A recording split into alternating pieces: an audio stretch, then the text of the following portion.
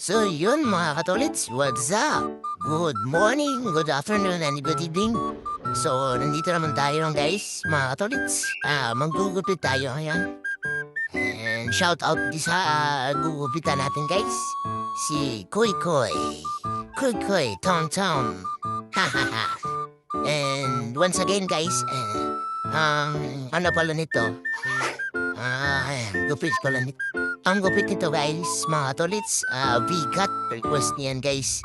Kasi dati sinaon na, tawag dito, na uso kasi to mga 2021. So ngayon 2024 na, ibabalik na rin guys kasi, yun nga, bagay daw sa kanya yon. And nagdedepende naman yan guys, mga tolits, sa ulo. If ever na hindi bihing yung ulo mo, or hindi